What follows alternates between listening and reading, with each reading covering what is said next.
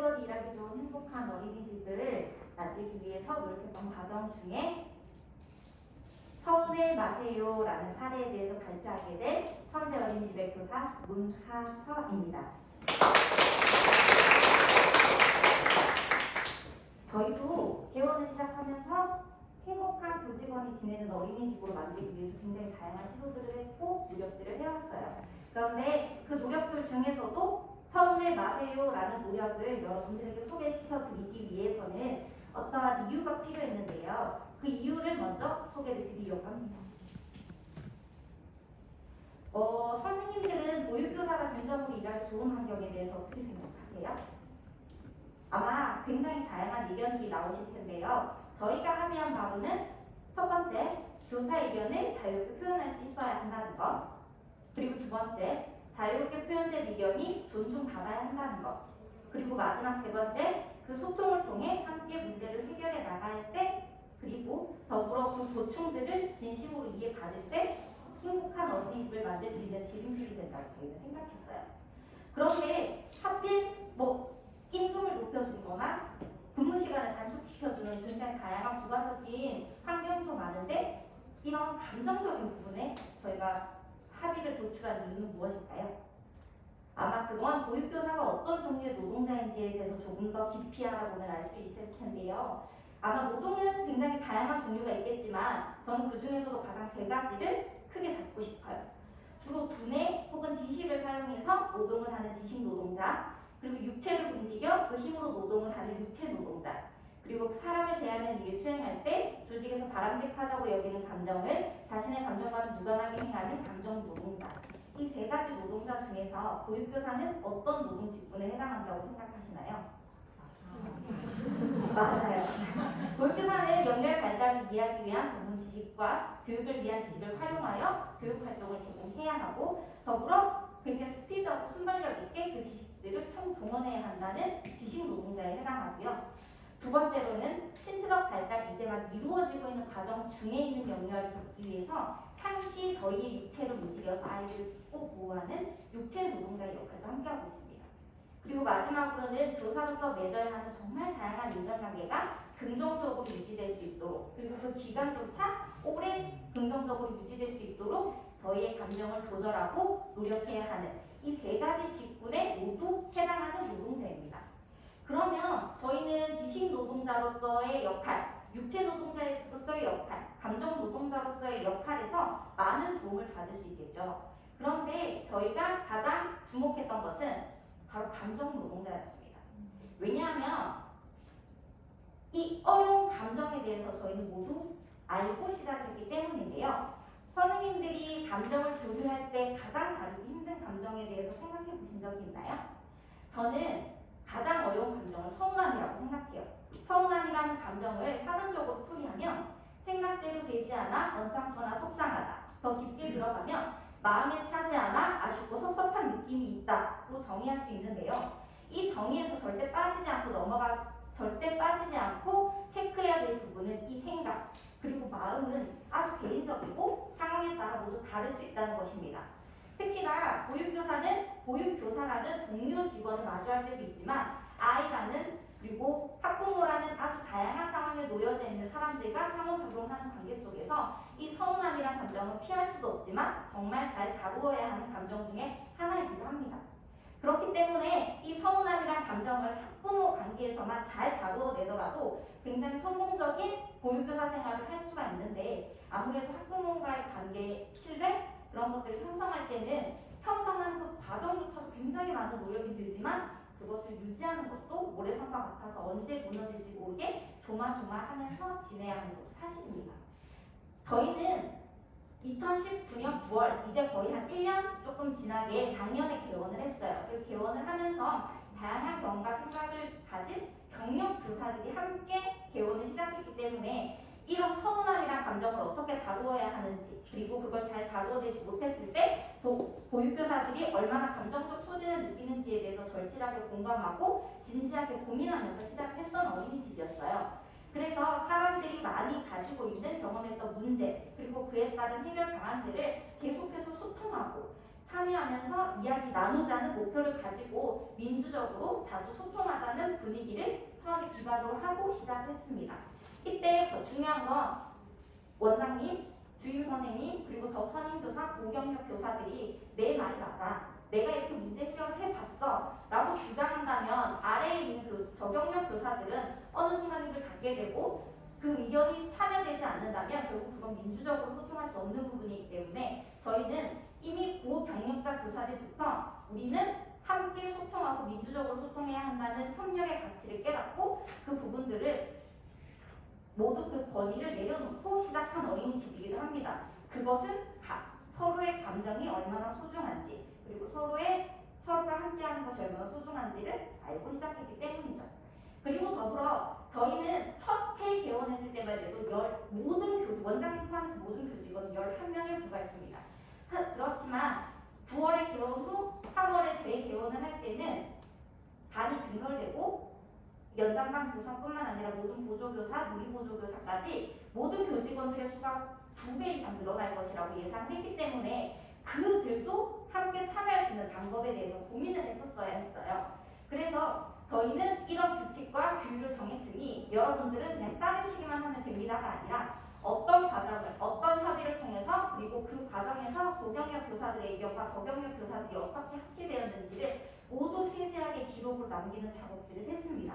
그 기록 작업을 확인했을 때 후대에 들어오는 교사들이 그것들을 보고 이런 식으로 규율이 만들어졌고 내가 생각했을 때 이 규율이 조금 잘못됐을 것 같은데 다시 한번 문제를 올려서 다시 한번 소통할 수 있는 가치를 창출할 수 있을 것이라고 생각했습니다.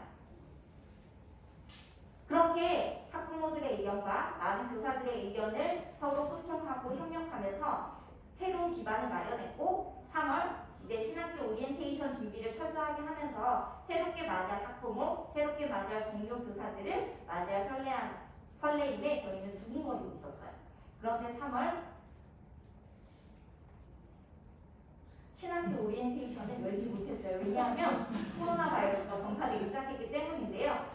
사실 코로나 바이러스가 처음 유행할 때만 해도 감기랑 뭐가 달라? 라고 생각했던 많은 사람들이 있었지만 저희는 그럴 수가 없었어요. 왜냐하면 코로나 바이러스 같은 경우에는 어떻게 전염이 되는지도 아직까지는 미지수고 백신 개발이 되지도 않았을 뿐더러 이 병에 감염되고 나면 평생 후유증이 남은 폐를 가지고 살아가야 한다는데 이런 질병을 우리 아이들에게 절대 남겨줄 수는 없는 노릇이기 때문에 저희는 큰 결심으로 신학교 오리엔테이션과 모든 행사를 취소하고 어린이집의 문을 닫을 수밖에 없었습니다. 물론 어머님들이나 학부모님들이 모두 이해는 하셨어요. 그래 우리 아이들을 지키기 위한 방안이었다. 우리 아이들을 위해서는 내가 어떻게 감염됐을지도 모르는데 우리 아이들에게 차단이 최선이겠다라고 생각은 했지만 신학기였고 처음 어린이집을 보내는 학부모님들의 경우에는 궁금증이 굉장히 많고 저희만 9월 개원했을 때만 해도 완전히 오픈되어 있었고 어머님들이 언제 어떻게 우리 교사가 모를 정도로 들어와서 언제든지 개방되어서 볼 수 있었던 어린이집의 환경을 이제는 볼 수 없으니 오히려 볼 수 없는 환경에서는 불신감만 더 늘어날 수밖에 없습니다. 그렇기 때문에 궁금증이 쌓이고 그 궁금증을 이런 걸 물어봐도 되나? 어떡하지? 고민하다 짜증이 되고 그 짜증이 서운함으로 표출이 되는 지경까지 이르렀습니다. 그런 부분들을 저희는 충분히 이해를 하고 있었고 그 부분들을 어떻게 해결하면 좋을까? 신입생 오리엔테이션도 하지 못한 상황에서 학부모님들을 어떻게 어린이집 운영에 참여시킬 수 있을까를 되게 굉장히 많이 고민을 했고 그 결과 나타난 것이 Q&A였습니다. 학부모님들이 궁금해하시는 부분들을 각 반에 있던 선생님들이 받았던 궁금증들을 전부 다 모았어요.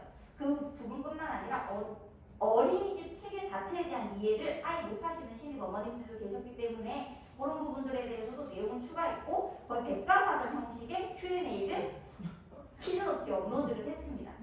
그리고 사실 저희는 이 Q&A가 얼마나 어떻게 효용 가치가 있을지에 대해서 궁금해하고 있었던 찰나에 돌아온 피드백이 글로 표현되어 있으니 언제든 궁금할 때 선생님을 통해 알지 않더라도 궁금증을 해결할 수 있어서 좋았다는 학부모님들의 의견, 그리고 어린이집에 대한 궁금증이나 서운함들이 조금 있었는데 이걸 듣고 어린이집에 대한 이해도가 많이 높아질 수 있었다는 의견들, 긍정적인 의견들이 돌아왔기 때문에 저희도 사실 많이 뿌듯했어요. 그런데 코로나가 저희는 이렇게 확산되고 지속되고 그래서 Q&A가 해결하지 못한 오해들이 끊임없이 발생하기 시작했습니다. 각 예시를 가지고 왔는데요. 한 어머니께서는 이렇게 이야기하셨어요. 체온이 37.5도라고 아이가 문제가 없고 코로나 바이러스도 아닌데 왜 하원을 해야 하죠?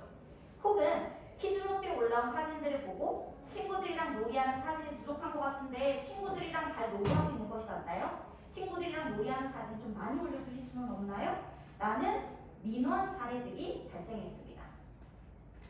사실 저희가 얼굴을 마주하고 대할 수 있는 시간들이 굉장히 협소하기 때문에 선생님들이 짜낼 수 있는 시간이란 시간을 다 짜내서 소통하고 키즈노트로 언제든 답장하고 전화도 엄청 많이 했어요. 그런데 얼굴을 마주하고 소통할 수 있지 못하는 한계적인 상황, 그리고 학부모님들이 언제든 어린이집에 들어와서 우리 아이가 어떻게 놀고 있는지 볼 수 없는 상황에서 이 오해들이 어쩔 수 없이 나올 수밖에 없었던 거죠. 그렇기 때문에 이 오해들을 풀기 위해 교사들이 또 다시 한번 힘을 뭉치고 또 이야기를 나누었는데, 이 이야기를 나누는 와중에 가장 큰 문제점이 발생했어요. 그건 바로 우리 아이를 신경 써서 보살피지 않는다는 학부모의 오해, 그리고 그 오해를 받고 교사의 심리적 소진, 아, 난 이거 극복 못할 것 같아 라는 무력감이 가지는 마음의 그늘. 이 부분은 왜 가장 큰 문제가 되냐면, 많이들 아실 거예요. 교육의 질은 교사의 질을 뛰어넘지 못한다. 특히 교육을 전문으로 하기보다는 영아대 같은 경우는 보육, 사랑, 그런 것들을 가장 기본으로 갖추어내야 할 교사들이 마음의 그늘이 진다면 그 마음의 그늘은 분명히 보육 환경에서 아이들에게 제공될 것이 분명하기 때문입니다. 그래서 이 부분들을 하루빨리 극복하고 해결해내고자 고민하던 중에 선생님 한 분이 이런 이야기를 하셨어요. 약간 하소연, 푸념 같은 느낌이었는데, 아, 이런 거 누가 좀 섭섭해하지 않으셔도 된다고 말해주면 얼마나 좋을까. 왜냐하면 어린이집이 단체를 보육하는 곳이라는 것을 조금만 이해하고 계셔도 이런 부분들에 대한 서운함을 줄어들고 더 협력적으로 보육에 참여해 주실 수 있을 텐데, 이런 거는 좀 누가 나서서 섭섭하지 말라고 이야기를 좀 해줬으면 좋겠다라고 이야기를 하셨어요. 그런 부분에 선생님들이 사실 다 와르르 웃음이 터져, 맞아, 누가 이런 거 좀 얘기해 주셨으면 좋겠어 라고는 했지만 속마음으로는 사실 이 부분은 보육교사 개인의 문제라고 생각을 했어요. 그 서운함을 가지고 오신 학부모님들을 얼마나 잘 대처하는가가 교사 역량이고, 그 역량이 얼마나 개발되어 있는가에 따라서 인정이 된다고 사실은 생각했던 경력교사들도 많았기 때문인데요. 이런 부분들에 대한 사소한 이야기가 그래, 그럼 해보지 뭐 라는 말로 구체화되었습니다. 사실은 이렇게 그냥 사소하게 흘러갈 수도 있는 말이 이렇게 구체화될 것이라고는 선생님들도 사실 상상하지는 못했는데요. 그럼 해보지 뭐 라는 말과 동시에 다른 선생님들은 반에서 어떤 서운함들이 표시되었는지 공통적인 것을 추리고 또 차이가 있는 것들은 더 추가해서 그 목록표를 만들고요. 그리고 담임교사들 외에 비담임교사들도 있어요. 근데 이 비담임교사들도 저희 교직원이고 학교 교육에 참여해 주시는 분들이기 때문에 그분들이 저희를 어떻게 생각해 주세요 라고 이야기하는 부분들, 그리고 사무선생님도 계시는데 사무선생님이 전화를 많이 받으시면 그 전화 받으시는데 일어날 수 있는 고충들이 있어요. 그런 부분들도 빠지지 않고 모두 모아서 원장님께서 서운한 감정에 대해서 깊이 공감하되 학부모님들의 기분이 상하지 않도록 답변하실 수 있도록 돕고, 또 이제 고경력 교사들도 그것들을 유도 있게 잘 표현할 수 있는 방법들을 찾아서 하나의 문서를 새롭게 작성했습니다. 이건 결국 중간 다리였는데요. 선생님이 그 서운함이란 감정을 직격타로 막고 계속해서 방어해야 되는 목적이 아니라 원 자체에서 교사들이 편이 되어서 서운의 마세요를 업로드하고 그 공유하고 있는 생각이 다르다는 점을 어느 정도 인식시켜주는 작업이었는데요. 이 작업이 처음에 시행될 때만 해도 사실은 조금 겁이 났어요. 오히려 그냥 작게 각 반에서 해결할 수 있는 문제일 수도 있는데 이걸 공지로 올려버리면 이 부분에 대해 서운해하지 않았던 분들도 괜히 더 서운해하시진 않을지, 그리고 서운해하지 않았더라도 왜 이런 걸 올리세요 하고 기분이 상하면 어떨지 고민이 많이 되었지만, 이건 원 자체에서 함께 힘을 합쳐서 만들어냈던 결과물이기 때문에 만약 그런 민원이 들어오더라도 혼자서 이 어려운 파도를 헤쳐나가지 않아도 된다는 든든함이 조금 있었습니다. 그런데 생각보다 결과들이 굉장히 긍정적이었어요. 이런 부분들은 저희도 처음 시도한 것이었기 때문에 학부모님들께 설문조사를 하고 하고 어떻게 생각하셨는지에 대해서 무기명으로 조사를 했었는데요. 제가 생각지도 못했던 부분을 콕 집어서 설명해 주셔서 좋았다는 의견, 그리고 어린이집이 학부모에 대해서 이해도가 높다고 오히려 표현해 주신 부분, 그리고 작년에 생긴 어린이집이다 보니 섞일 수 있겠거니 했는데 세심하게 부모님들의 궁금증을 질문과 답 형식으로 짜주셔서 거부감 없이 잘 검토하고 만족했다는 내용들, 그리고 평소에 궁금해하는 점이나 자세한 예시를 해주셔서 금방금방 알아차릴 수 있게 도움을 주셔서 좋았다는 내용들, 그리고 이건 직접 수기로 작성하신 내용을 그대로 가지고 왔는데요. 원에서 이런 서비스를 받아보기도 처음인데요. 애쓰시는 모습들이 눈에 보이네요. 코로나가 아니었으면 선생님들과 직접 대면하고 상담하는 걸 더 좋아했겠지만 지금은 코로나 시대이다 보니 이 방법보다 좋은 방법은 생각이 나질 않는다는 의견, 그리고 평소에도 느꼈지만 아이들의 안전과 형평성 같은 방침을 알 수 있어서 좋았습니다. 자신만이 특별하지 않고 한 사회의 일원으로 평등한 환경에서 교육받고 있는 것 같아 더욱 좋았습니다. 이런 학부모님들의 피드백에 힘입어 저희는 조금 사기가 진작되었고, 그리고 이 부분들을 조금 더 확대하고 수정하고 계속해서 코로나 바이러스가 전파가 끝나지 않는 이상은 이 부분을 계속 활용할 예정으로 저희 PPT를 새롭게 제작을 했어요. 왜냐하면 저희가 지금 글로만 제공이 되었던 부분이기는 하지만 코로나 바이러스 사태에서도 얼굴을 보고 대화를 하고 싶다는 건 결국 내 의사를 전달할 때는 글만이 아니라 그 글을 표현하는 방식도 매우 중요하기 때문인데요. 그래서 눈빛, 미소, 몸 제스처도 굉장히 중요한 역할을 한다고 생각해요. 그렇기 때문에 그 내용들을 조금 더 수정하고 보완해서 가독성 있는 글을 표현하면서 대신 이 내용들을 원장님께서 직접 학부모님들을 설득하는 방식으로 직접 녹음하고 동영상 형식으로 추가적으로 업로드를 했습니다. 제가 그 다양한 가치들 중에서도 서울의 마세요를 여러분들에게 당당하게 소개시켜드리고 이런 점들을 저희 너무 잘했어요 라고 소개시켜드리고 싶은 이유, 그리고 이 공지에 담긴 가치는 바로 교사들은 당연히 나의 상황이고 나의 일이라서 상대방도 알고 있을 것이라고 생각하고 내가 기분 상하지 않게 간접적으로 애둘러 표현하더라도 전달이 되었을 것이라고 착각하는 것을 가장 먼저 인식하고 자기 객관화시켜서 반성해 볼 수 있었던 기회가 되기 때문입니다. 또한 코로나 바이러스 사태는 굉장히 예상치 못했고 지속화될 것이라는 것도 예상치 못했지만 이런 예상치 못한 사태는 언제든지 보육 환경에 들어올 수 있습니다. 이런 환경에서 변화하는 상황에 맞는 다양한 소통 창구를 개발해야 하는데 그 개발 소통 창구 중에 하나를 긍정적인 효과를 입증한 것으로 저희는 개발을 해냈기 때문에 여러분들에게 당당하게 소개시켜 드릴 수 있었고, 더불어 상세하게 10가지의 긍정적 효과를 얻었던 것에 대해서 좀 소개해 드리고 싶어요. 첫 번째는 학부모님들과의 새로운 소통 방법을 모색한 점, 두 번째는 학부모님들께서 어린이집을 이해하여 서운함이 줄어들고 협조적인 태도로 직접 변하게 된 점, 그리고 세 번째는 학부모님과의 오해를 풀고 진정으로 협력하게 된 점, 네 번째는 저희가 서비스직이 아님에도 불구하고 감정노동자라고 느끼는 파트인 고객의 만족을 위해 눈치 보는 서비스직이 아닌 교육적으로 옳은 방안을 모색하는 교육직임을 인식하고 자긍심을 가지게 된 점, 다섯 번째, 교사들이 문제 해결 능력을 기를 수 있어 교사 효능감과 직업 만족도가 높아진 점. 이 파트는 초임교사에 특히 해당하는 내용인데요. 어머님이 서운해하시는 내용에 대해서 어떻게 잘 대처할 수 있을지에 대한 내용들을 함께 공부할 수 있었습니다. 여섯 번째로는 소통과 공감을 통한 따뜻하고 편안한 업무 분위기가 조성된 점. 일곱 번째는 자유로운 의사표현을 할 수 있는 공동체임을 모두가 인식하게 된 점. 그리고 여덟 번째는 자신의 의견이 존중받는 곳에서 시작되는 높은 자존감을 획득한 점. 아홉 번째는 교사들이 어려운 점을 정말 함께 짊어지고 가는 동료 교사들이 있다는 것을 느끼고 소통을 즐기게 된 점. 그리고 마지막 열 번째는 성공적 사례를 통한 교사들의 사기 진작과 그에 따른 성장 가능성을 엿보게 된 점 등으로 마무리할 수 있겠습니다. 이 외에도 긍정적인 효과들은 많을 건데요. 일단 이 내용들을 개발했다는 것 자체만으로도 저희 선생님들은 굉장히 뿌듯해하고 굉장히 성공적인 사례 하나를 만들 어떤 커리어를 형성할 수 있었던 거죠.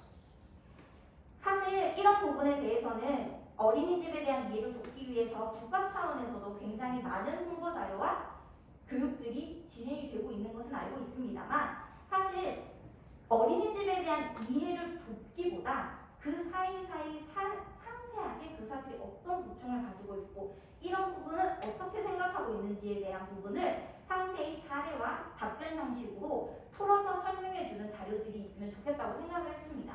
왜냐하면 저희 어린이집만 해도 굉장히 다양한 사례들이 나왔는데 국가 차원이라면 더 많은 사례들을 수집할 수 있을 것이 아닙니까? 그렇기 때문에 그런 부분들을 수집하고 국가 자체가 보육교사 학부모의 중간 긍정적인 다리 역할을 해주신다면 아마 그런 부분들에 힘입어 보육교 직원들도 내 편이 되어주는 사람이 국가다라는 든든한 마음을 가지고 열심히 일하시고 행복해 하실 수 있지 않을까 저는 생각합니다. 저희 사례를 적용할 수 있는 모델을 조금 한번 정리를 해봤는데요. 이런 적용 모델을 참고하셔서 각 어린이집에서도 그 좋은 서운해 마세요 학부모와 교사들 사이의 중간다리 역할을 조금 더 수월하게 할 수 있는 방안들을 모색하셨으면 좋겠습니다.